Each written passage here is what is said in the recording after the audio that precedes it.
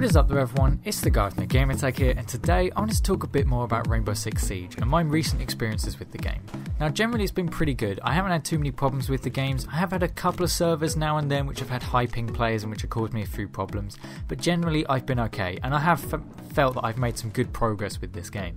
One of the main things has just been improving my knowledge of camera locations. On quite a few of the maps I can kind of predict and remember where the cameras are so I can take them out and just reduce the information that the defending team can get when I'm on the offense. Now I also have recently learnt about breaching through floors. This is something I'd never really thought about before and I'd never made any use of it, because there's actually this particular spot on the map Oregon where you can breach on the floor and get a really good line of sight onto the basement.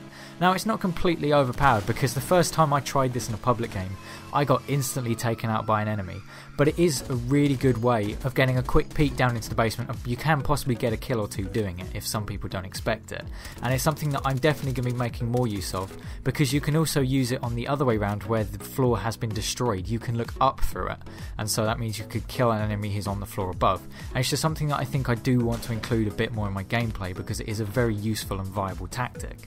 I've also learnt of a new use with nitro cells, and I've had a big problem with using nitro cells recently, and I've almost been trying to be too smart. I've gotten almost too overconfident in a game and I get killed trying to throw the nitro cell towards an enemy. I had one particular moment where I'd taken out two enemies as bandit, I'd rounded the corner and I'd come across a buck player. Now they initially got the drop on me, they landed a lot of shots on me, I was really low on health, but they backed around the corner, so I tried to throw the nitro cell around the corner, but before I had a chance for it to land there, I got shot in the back by the Bucks teammate. And I also had another moment when I was playing on defense and I tried to throw a nitro cell around the corner and I didn't have enough time. I was shot before I had the chance to actually detonate it. And I've realised that actually they are much more useful when you're on defense. Actually, it's just destroying breakable walls, and it can give you an extra flanking opportunity. I had a moment on the map Oregon where I used it to break through a wall, and I actually managed to get a 4v1 clutch because I had this wall which I could break through and I could walk to and from the objective, and it allowed me to win that round for my team. And it's generally a way that I've incorporated the nitro cells in my gameplay now, is that they're more a tool for traversing the map. You can use it to break through walls and get a different avenue of attack on the enemy. And also I've learnt a new thing about the laser traps that Kapkan uses. Kapkan is an operator who can deploy laser traps on doorways and windows, and I found a way that you can actually counter them and locate when there is a trap and also which side of the door it's on, because if you can actually shoot the box that actually has the laser coming out of it when you know where it is, and when you're coming up to the doorway you'll see this small little red spike on the door frame or the window frame where it's actually been placed, and that tells you which side the little box is on, and you can get a rough guess of where it is. So even if they've barricaded it, if you get at the right angle you can shoot the trap out and avoid taking a death. I've also realised you can't put two traps on one door. That does make sense, but I thought it might be an easy way to confuse your enemy if you were allowed to do that, but you can't. And generally I have had a good experience with the game. The only one thing is that I'm starting to sway towards the general opinion that the damage model in the game could do with a bit of a change. Although I like the damage model, it does add a little bit of skill to the gunfights. I've had quite a few moments where I've just been hipfire killed and the enemies seeming to got a lucky headshot on me, and it feels like I've been cheated out of a chance to get the kill. I'm not saying I would have definitely got the kill, but I felt like I was deprived of a chance because they happened to hipfire and one of their bullets happened to hit me in the head. It does feel a little bit unfair in quite a few scenarios, but at the same time I'm not going to overly criticise it because I'm not personally sure how I think it should be changed, because I don't know how each change I could suggest would actually affect the entire gameplay of the game. And in general I've also just been improving my knowledge of operators and how they affect different aspects of the game. I've recently unlocked a sledge operator who has a breaching hammer. They essentially just have a sledgehammer which they can use to destroy barricades, breakable walls, doors, floors, pretty much anything that you could break with a breaching charge you can break with Sledge's hammer, except for reinforced walls. And I've realised how versatile this operator is.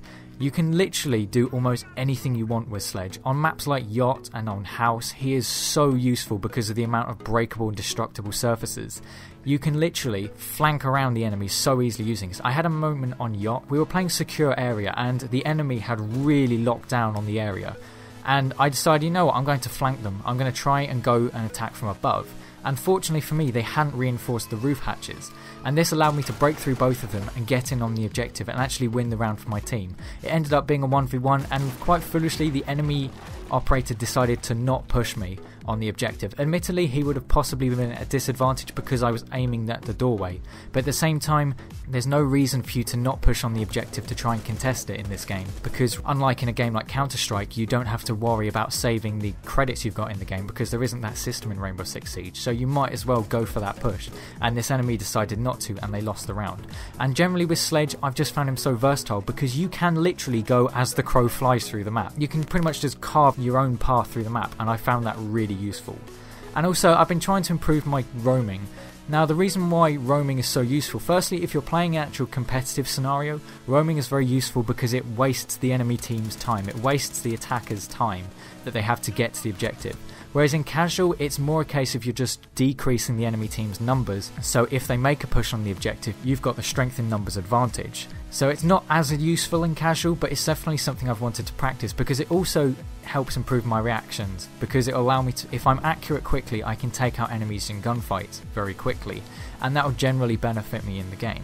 I found generally that the GSG-9 operators, Bandit and Jaeger, are probably the best operators in the game for roaming when you're on defense, simply because their gadgets really don't require you to be on the objective. Bandit has electric wire, which you can apply to any reinforced walls, you can apply them to deployable shields and the barbed wire, and essentially it will just give the enemies a slight electrical shock. It will decrease their health, and it can also be useful in destroying drones. It's not a particularly useful gadget, but the reason why Bandit is so good for roaming is once you've deployed the gadgets and you've reinforced the two walls you're able to, you can get off the objective straight away, and then you can find somewhere that you can wait until the enemies break in, and then you can try and flank them and attack them from behind or from the side. And like Jaeger, he has maximum speed. He doesn't have much armor, but he has maximum speed, so you can move very quickly around the map, and you can be an annoying distraction to the offensive team. And the same thing applies for Jaeger. His gadget is actually very useful, but what it is it's like a trophy system from Call of Duty. It just destroys incoming enemy grenades.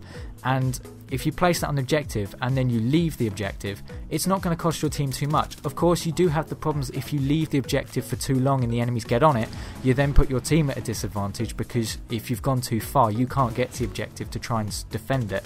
But they are the most useful operators for roaming because their gadgets don't require them to be on the objective, and they also have the highest amount of speed you can use on an operator. And finally, I did have this really funny moment with Tachanka. He is one of the most useless operators in the game, firstly because he's so slow and loud, but also his gadget just doesn't really work. There are very few places you can place his mounted light machine gun, and once you do, you're pretty much a sitting duck, and just like all the other operators, you can get killed in one shot by a headshot. But I had this one moment on House, and this is probably the best way I found to use Tachanka, is actually just use him almost as a suppressive player, and you sit from quite a distance away. What I did was the enemies were breaking in from one angle, which is not something I would ever recommend all your team going from one angle. You basically get shot like fish in a barrel. And what happened was I decided to run around into the room behind. I then placed down the LMG and I shot through the wall, because Tachanka's LMG is also really good for shooting through walls and destroying them. I shot through, created my own little murder hole, and I managed to win the round for my team using this light machine gun. It was a really funny moment for me because Tachanka is very rarely used because he's just not a particularly useful operator, and I did find it quite funny. But yeah, this has been my general experience with Rainbow Six in recent weeks. I've learnt a lot of things, and I'm hoping to continue to improve my gameplay. Eventually I may try ranked play, but at the moment I'm staying in casual until I feel confident enough that I know the maps and I understand the game well enough to eventually go into ranked. But anyway, I do hope you've enjoyed. This has been the guy from the gamertag, and I'll see you on another video. One op 4 remaining. Op 4 eliminated.